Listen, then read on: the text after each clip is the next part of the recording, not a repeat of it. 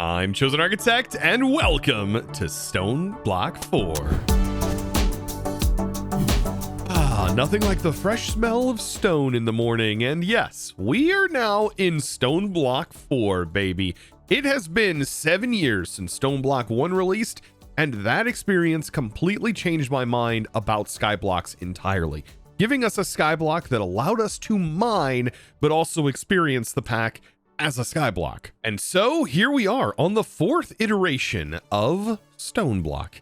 And I've got to give a huge shout out to the FTB team for putting this pack together. Fantastic design, fantastic choices were made. There's a lot of fun to be had in this pack, and it is completely different from Stoneblock 3 and Stoneblock 2 and even Stoneblock 1. But the core concept still applies. It's a Skyblock that is where you're surrounded by stone. And this guy. Now, some things you probably want to know. There's a little bit of create in here. Create is kind of optional. You don't really have to do a whole lot of create. I know some people love and hate create, so that is something that you should note in here. There is the Twilight Forest, which is interestingly done. I love how it shows you kind of everything that's in here. There's, of course, the beautiful Mekanism mod with all kinds of decoration stuff. Aura Tech in its wonder and beauty. We have in-related stuff, including Draconic Evolution. And we have actually additions. And there's like some nether related goods right here. Oh boy. And of course we have Ars Nouveau. How could we not? And this is just some of the mods that we are going to experience throughout this pack. But I will tell you, you're not going to experience them in the normal fashion. And that's because this is a progression based pack that does have lore. And our lore is going to start with our first Echo projection. Well, after we open up the quest book and we take a dabble here. Stoneblock 4 is a story-driven mod pack with plenty of options to play and progress based on your playstyle. This pack has tons of mods for all types of players. Mods may be gated, that's something to keep in mind, with the storyline. So make sure to explore different options for progression. And it says, for those who want a challenge, the final challenge of the pack is completing the world engine. And it says, do you think you have what it takes? And I personally think I have what it takes to complete said challenge. But man, Stoneblock, here we go. Some things, if you find a bug, of course, report it over on the Git. That is just pretty common things. And there's some useful commands that we can run, for example, /home. If we die, we can run /back, and we have /spawn. All of these commands we are going to be actually using this go around, as it is a full part of this pack. And we will actually need to go back and forth to spawn, back to home. And there's a really, really cool mod in here that allows all of this to happen. Now, getting started. Yes, a mysterious path. Welcome to the Archive of Guidance. And it's a speak with Echo to begin your journey. And if you're playing with friends, yeah, of course, you want to make sure to complete these tasks first before you actually join a party. Speaking of, if you are planning on playing on a server, I do have a fantastic recommendation, as I am now a partner with Aklas. Yes, if you're looking for a server, be sure to check out Aklas. I have it linked down in the description below too, if you do want 20% off. And yes, it is another way to support me as a creator, as I do get a little bit of kickback whenever you guys do use this service. So be sure to check that out, and you'll also find it pinned down in the comments below. Use my code CHOSEN, and well, get yourself 20% off of a server. You can play this pack as well over there, so definitely check that out. Now, if you do check it out and you do use it, let me know how fast it was for you, because for me, by far, it has been one of the fastest setups I have ever used for creating a Minecraft server, hands down. So yeah, be sure to check it out, aklas.net/chosen, where you can get 20% off of your server hosting. So you can play with your friends, especially in a pack like this, where it's going to be really fun to do so. Yes, here we go. Getting into the actual story progression, and we were told to talk with the Echo projection here. And yes, we do have a lore tab and a shop tab in this guy. Very cool. This is the Echo of Guidance. And I do want to mention, I do suffer from dyslexia. So if I do stumble on my words, please forgive me. I try my best. All right, let's get in on this. Initialization, anomalous entity detected. Initiating program. I wonder what this all says underneath here. But it says, welcome to the World Engine Restoration Knowledge Base, WERK.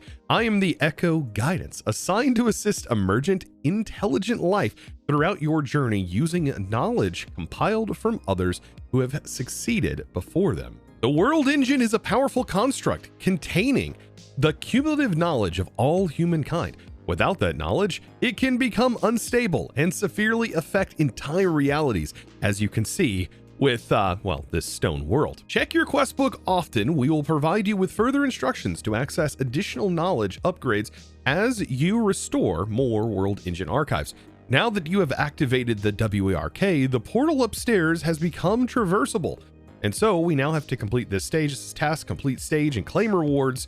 And we complete our stage. Ooh, ooh, ooh. But it does have more information here. It says, begin your journey in this petrified world and return to me once you have acquired a crude tool capable of unearthing materials and basic resources. Very interesting. Now, it also mentions statistical models show increased motivation when provided tasks yields rewards, such as a WARK will provide you with currency when objectives are complete. These may be exchanged with any echo to request items from their item printer labeled as shop item printers. So this is where that shop tab comes into play. And then it goes on to mention the WARK shop contain a wide array of items and resources, most of which are only available a specific echo based on their domain of knowledge. While this knowledge may not provide essential to restoring the world engine, some items are only accessible via the printing. And it tells us a task to craft a brush. So yes, there are some things that are within this shop and multiple shops that we're going to encounter that we can actually only get through the shop. But we get plenty of money throughout our adventures, and there are renewable quests, as I have definitely tested a few things beforehand. So that is something to kind of note. So don't be afraid to spend your money. There's going to be a lot of money to be had.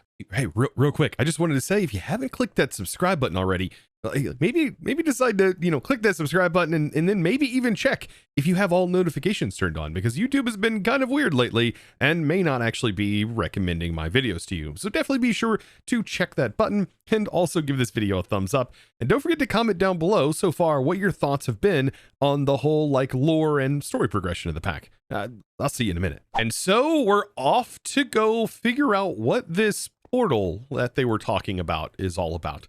Let's head upstairs and let's take a look.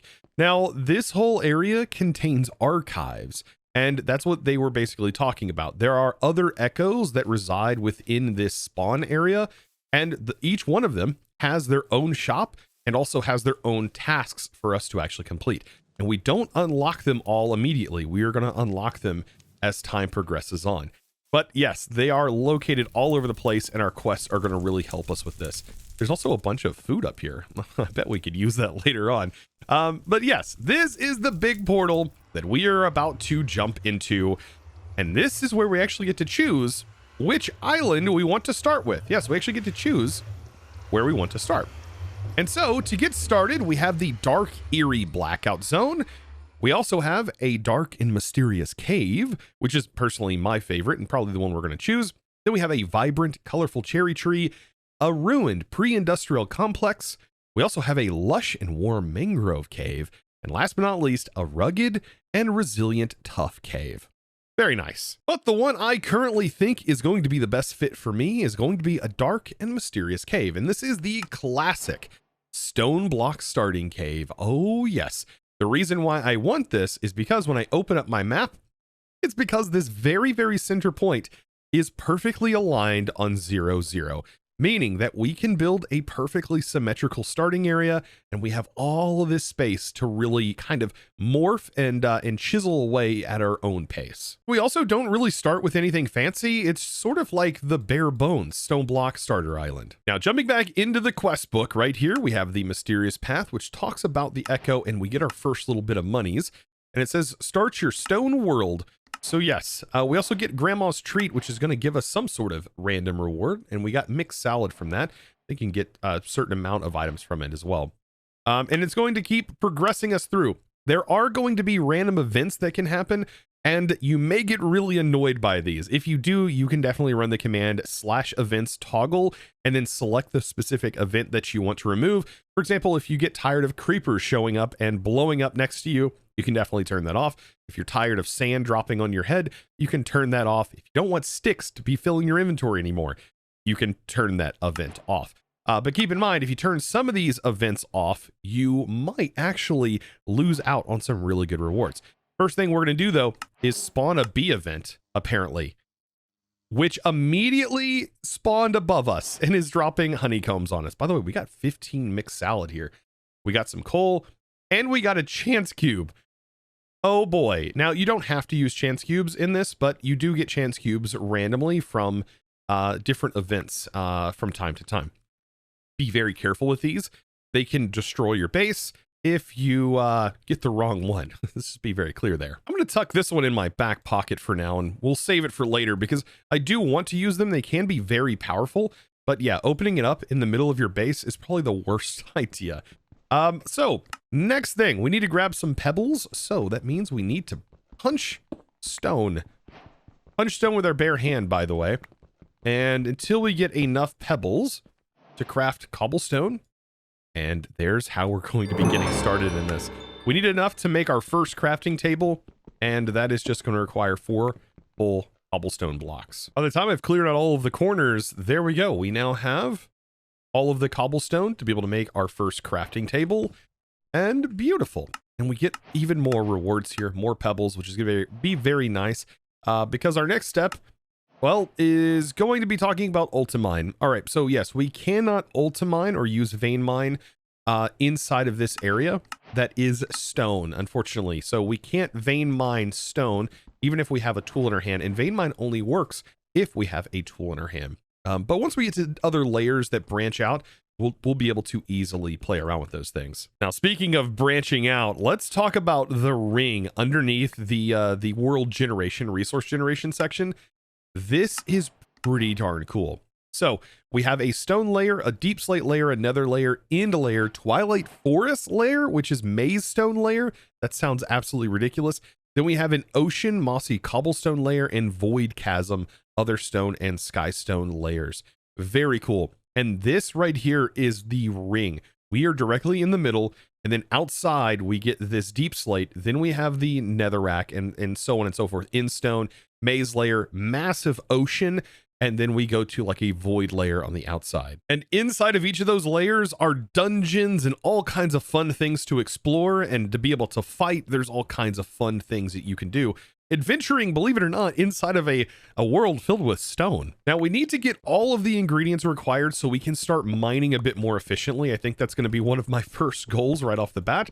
So getting a pickaxe, getting ourselves a hammer to be able to break blocks, all of these things are going to be super handy. But I did sort of plan out an idea of how big I want my starter area to be. And there's going to be a lot of manual mining that I'm going to need to do because there's several tools that we don't get right off the bat. But I do want to at least get a circle built up inside of this area. So we have a lot of stone to kind of play with here. And I want to make a perfect circle that goes up about 13 blocks or so. And that circle, by the way, is going to be 21 by 21. I think that's going to be a pretty decent like size to start mining out to. Would you looky there? We got our first event and it says, no idea how I got here. I stumped too. I'm stumped too. This is the random event. By the way, you can hit delete on your keyboard to automatically send an item to this trash can slot, which works very similar to the way Terraria has a trash can slot.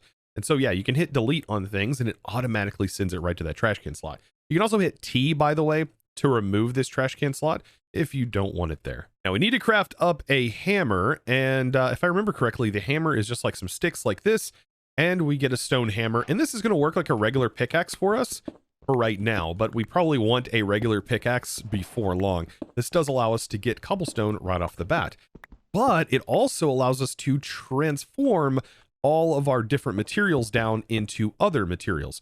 So if we use this, we can get ourselves some gravel.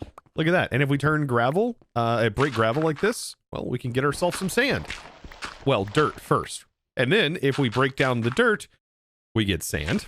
And if we break down the sand, as you may expect, with any other skyblock, we get dust. Now, we then need to take a stone crook that we make from our stone rods, and we need to get ourselves some dirt. So back to compressing all of this, you can use vein mine on this to get the dirt, place that all back down, and then we just use the crook on the dirt. And that gets us a bunch of different sapling types. The main one I want is definitely spruce. Let's also make some more dirt so we can plant the spruce in here. And we may have to make this room a bit taller. So I've got my dirt, I've got my sapling. And we can twerk grow. And it looks like, yeah, this is, believe it or not, enough space. Now, we have to have a tool to use vein miner. We can't just use our bare hand. So just using something like the crook to be able to break this until we get an axe is probably a good idea, even though the crook's not really going to take durability. So I think this might be a better tool overall. And I think that's a good thing to mention. We can twerk grow these things. So you hold down shift and you keep spamming your shift key to be able to grow these trees. But you can also use this on crops. Now I've got myself a little bit more cobblestone here. So I'm going to make a couple of furnaces, get these bad boys placed in, and we are going to start making some charcoal with some of the logs that we have. This is going to get us nice and up and started so we can get some more torches made, making things a little bit easier on me. Oh, and it's super nice of them. As soon as we get our first piece of charcoal, we get given some hoppers, which I think I'm going to be able to use here. Now we can just slap this in and we've basically got this automated. Now, next on the list of to-dos, we need to make some wooden shears so we can grab some leaves. And we should be able to shear directly from this using some vein mine, and we got quite a few leaves. It's going to be pretty useful because this is how we get our first bit of water. Now, we won't have a bucket just yet to be able to move this water, but the way we get water is we stand on the edge, place the leaves on top, and well, we need to do a little bit of jumping. So yes, we jump on here until the leaf breaks, and we are squeezing out all of the water from the leaves. Pretty interesting. Now, another thing early game we need to do to be able to kind of get our first brush is place down a campfire and then place some leaves on that campfire to dry the leaves out. After they're all dry, we get this like orange looking dried leaf. We place this down and we can use the crook on this too to get us some straw from Farmer's Delight. Yeah, this is how we're going to make our first brush. We do need some pebbles to be able to make this, but this is how we are going to be quote unquote sieving. If you're used to like Ex Nihilo mods, this is how we do it in this mod. This mod, by the way, is called FTB Unearthed and is a pretty cool take on the whole early game progression. At least I have to say it's pretty cool. So we place down all of our materials and you can hold down vein mine and just right click to brush the material. This is dust, by the way. And notice from the brushing, we ended up getting a gold chunk. But we actually have an unearthed level. You can kind of see whenever I scroll over this, it says level 1 novice. And that's because we have to unlock through progression to be able to get better at actually doing this. And so we do get some gifts for completing this, a Starbuncle gift, which I'll definitely take. And we get a little bit of money here, and it says you can return to spawn, because remember, this right here was actually one of the items that we needed to make early on. And we get all of these beautiful rewards, and we can also now make bonsai pots, which allow us to automatically grow our trees. Now, let's see what's in my Starbuncle gift. Ooh, we got started. Okay, so we ended up getting a potion of regeneration Wixie token, and we also got some source gems, but your reward may be completely random, by the way. Now, also, before I head out, I'm just going to go ahead and make a chest so I can just dump some of my items out. I do plan on expanding this room all the way back in all 4 corners, so I've actually measured this out, and that gives us a lot of stone to sort of harvest out early on. All right, so let's go back to spawn. Now, to be able to do this, at first, we can type /spawn, and whenever we do this, a portal pops up, allowing us to go back to the echo projection. Pretty darn cool. And now we can complete this stage. And well, it says task 1 complete. There we go. And we have now updated the shop, and we now have items we can actually buy. So we can buy some food, quest book, some torches. It gets better though. And it says, as you are now aware, my primary directive is to restore the world engine. However, it cannot be accessed directly as its core is sealed deep within the center of the world beyond the, well, impenetrable barrier to protect the internal systems from those who do not follow the proper WERK protocol. Access will require, well, teleportation using the Chronon energy. Or sorry, I completely butchered this. I think it's Chronon. Chronon. I'm probably saying that wrong too. Chronon is a powerful energy source capable of opening time-space gateways. A Chronon generator will passively store Chronon with a Chronon cell, and it says we have located the healing spring north of your base, which will provide you the necessary resources to craft this generator. Past data has shown that, well, mortal entities require the consumption of nutrient-rich substances in order to function to accommodate for this need to avoid past results. Oh god, I wonder what those were. You may now acquire food from within our shop. So that's, yeah, we can definitely buy some food now randomly, which I do kind of like the whole like Gamba system with that. You kind of spend some money to get a random reward. All right, it says you can access your base of operations by walking through the portal again, and we gotta submit the Chronon generator to the quest book. Okay, so now that we have this, we just simply need to walk back through our portal to get back home, but soon that process is going to change. No spoilers just yet. Now that I'm back to my home, it did tell me to head north, and we do have a map. If we hit M, we can actually see all kinds of stuff. And you may be wondering, what is underneath us? Well, we're going to get to that later, but this definitely is north, and I'm assuming this is our point of destination. But we do have some things that we can use. I'm almost positive, yes, we can get ourselves a compass that can lead us directly to that location, technically. But to make things faster, it does want us to at least get an iron hammer first. So I want to take some of my cobblestone that I have, and let's go ahead and get this converted. Now, we can technically take all of this and compress it. And so here's 5 of these that are now compressed up, and our hammer will work with it being compressed. Very nice. So we have all of this gravel that we can now throw down onto the ground. But I will say we cannot actually do the brush on the compressed gravel. We do have to actually place it down to be able to do this operation. But we should be able to get iron very quickly, and we can make ourselves a construction stick. Now, some helpful tips. Whenever we do get these iron chunks, we can actually hit Shift K or just simply K while we have a crafting grid that works, and we can compress all of this material. This also works in a crafting table with our cobblestone or any sort of block that can be compressed. This will be how we get our first bits of iron. So I'm going to throw that in there, throw this in here with our tiny coal that we also got, and get our first hammer made up. With my first pieces of iron, I think we have some sticks laying around over here.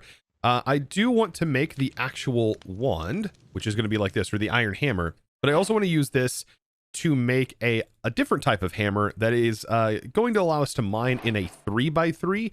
So we can do something like this, and notice, by the way, we can get a lot more cobblestone a lot quicker, but we can also hold shift, and we can still break individual blocks. So this hammer is great for getting started. Now, also, we need to make a construction stick. Now, I just recently made this texture pack that just adds a handle to the construction sticks to make them easier to see so they don't look just like any other normal stick. So if you notice, this texture looks a little bit different, and that's because of that. Should be included in the pack by default, but just in case it's not, you can find it on CurseForge. It's just called Construction Sticks Grips. Now, to be able to use this construction stick, which is quote unquote a wand, if you remember the classic wands, you can put the material in your offhand, just simply jump and place it down underneath your feet, and then we can brush away. This is going to make things so much quicker for progression. Remember how I said we have to level up our unearthed? Well, this is how we do it. So via our quest, we just earned an unearthed level, which now means we can get more out of our manual sifting, which is going to be pretty helpful. And we also get a random reward here. Could grant us something nice. We just got the Staff of Traveling. Okay, so we don't have power to generate things just yet, but I've got to say that is a very powerful item that we just got. This actually allows us to teleport through walls, if we have enough space, that is. Very powerful item. I'm going to save that for later. There's no need for me to use it just yet. But yes, we will be getting random rewards.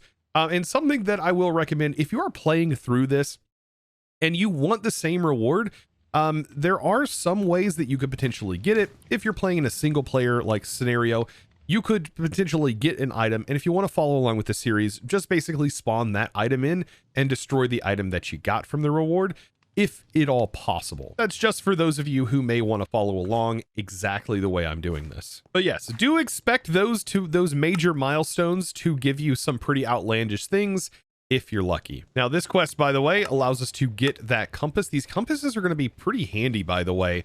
They do grant us a compass that is already locked on to the structure's location, and that structure just happens to be right over here. And I know that if I just simply mine out in this direction, we should be able to get there. But now let's head on out. So let's continue our search for this wellspring.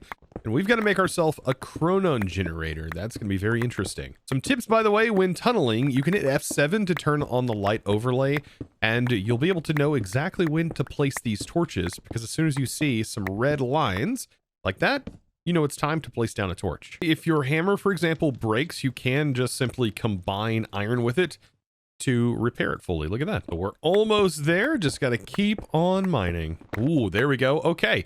So we now have hit some Deepslate, and we've worked our way into this area. So yeah, now that I'm in here, I don't really have to worry about mob spawning because it does tell me that mobs do not spawn. So I can go ahead and turn the light overlay off. But I do want to light this area up with some torches. Oh, right off the bat, we get some sugarcane. We also get some bamboo. Very handy here. But we also get this up here. Yes, this is what we need. Amethyst crystals. And we can also take like all of the amethyst, I think. Just going to grab as much of this as I can. Some other things we get our hands on are some different colored flowers like dandelions. So that's yellow. We also get some moss, which we can duplicate. And we get some pots, which we're probably going to need later on.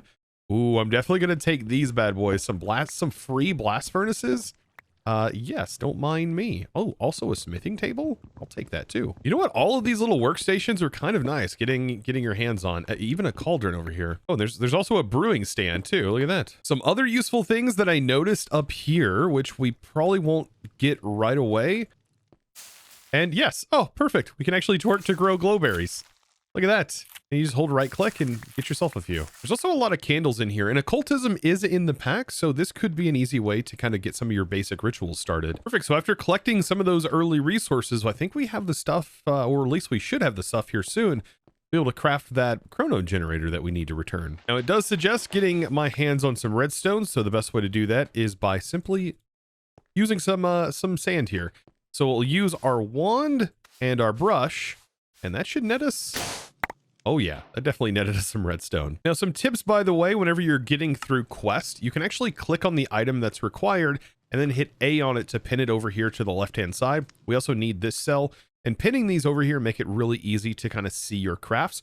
And also if you bookmark it, this makes it so you can hold shift and actually just see the recipe directly inside of JEI itself without even clicking on it. Now I am completely full of more tips like that. I mean, right off the bat, we probably should have made a crafting table and a stick. But I'm actually going to take our main crafting table and turn it into a crafting station, which looks a lot like the table from Tinker's Construct. And by the way, we don't have Tinkers, unfortunately. It is kind of one mod that is missing, but this does allow you to see your inventory that is connected to it. And we can like put items in this chest and kind of request them if we have those items with our little plus button. And it's kind of like having like a really, really crude early game storage setup. But now I definitely want to make a crafting table on the stick, even though we need to technically make that Chronon. I think early game, this little thing from Actual Editions is very helpful. We can put it inside of a charm slot or really any curio slot, and we can define a hotkey to be able to open up a crafting table on demand, no matter where we're at. Very, very helpful.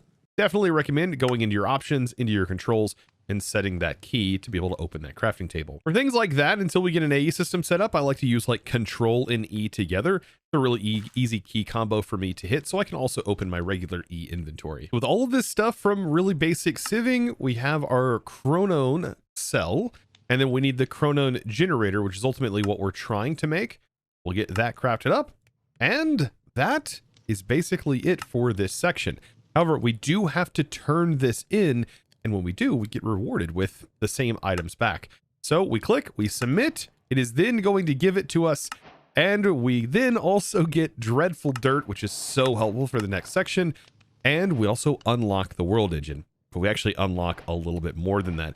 With the materials you've gathered, you should be able to craft the Chrono generator, which we have done. It's time to submit it, which we have, and you must submit the Chrono generator to complete the quest, and then update. We need to get a quest update from the Echo of Guidance. By the way, I do recommend taking this and putting it inside of your bracelet charm slot and then the lost cell of echoes. This also needs to go inside of here, so inside of a charm slot.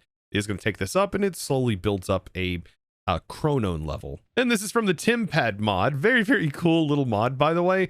Well, you may recognize from like Loki, for example, the TV show. Yeah, from Loki. So let's go ahead and do /spawn yet again, and we are going to travel to said spawn. And we now have to talk again over here and complete our stage now that we have completed that. Notice it says shop updated, and we have even more things like a gateway pearl. We can now get vanilla resources like randomly, all kinds of cool things. Now it goes on to say, you have progressed well. However, solitary effort has proven inefficient in past attempts. To improve your odds, you will require assistance. In the shadows, you will find the remains of previous nitwit/helpers. And it says this damaged interlead should assist you when converting them within a healing spring. And it says into useful companions, conversion them with a healing spring into useful companions, so on and so forth. You'll be required to convert this helper into a token, which can be brought to the system to recognize your progress. Interesting. This can be done by making an echo encoder with the world engine. And it says we need to convert a zombie villager into a in the healing spring, which we just went to, and turn them into a worker token.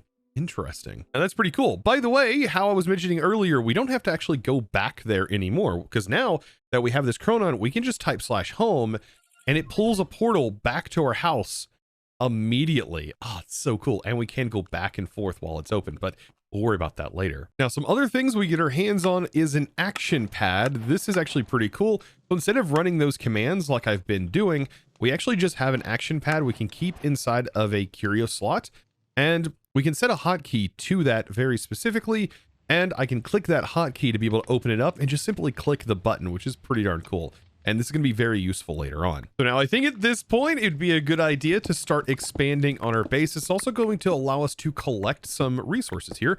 So we're going to get ourselves a bunch of cobblestone. I think just using the hammer, expanding this out. I have a 21 by 21 circle here. And so it is expanded by 5, and then there's 3, and then 1, 1, 1. As you can see right here on the circle, I think this is going to be a pretty decent sized space to get started. And I'm going to go up about 13 blocks from this position here once we have a few more tools available to us. But we just unlocked the Chrono, the ability to teleport around. And now we've got to start focusing on villagers that do things for us. What's this all about? Now, I think after getting this all nice and organized, this is going to look really, really nice. For right now, I've got my chest over here. We still need to get the automatic bonsais up and running, so I can make a couple of bonsais here. And we also, I think, get one from our quests. Oh, we get another free hopper. So nice.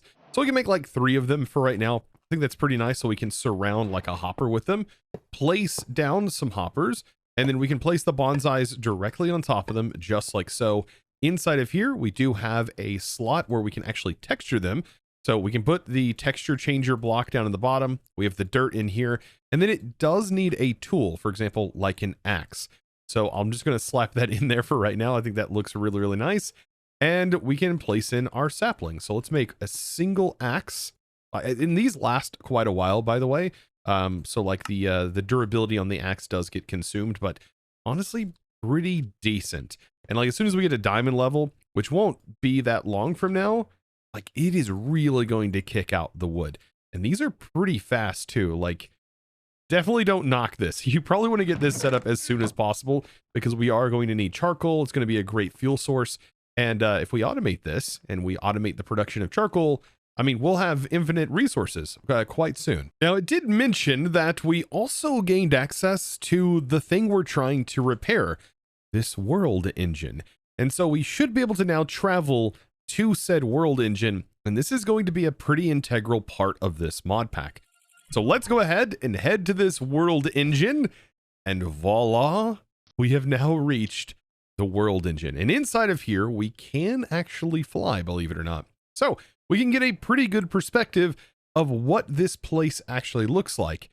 This is going to be the powerhouse of the mod pack and is what is going to allow us to craft all kinds of different items and is going to be ultimately what sort of gates the progression of certain items in this pack.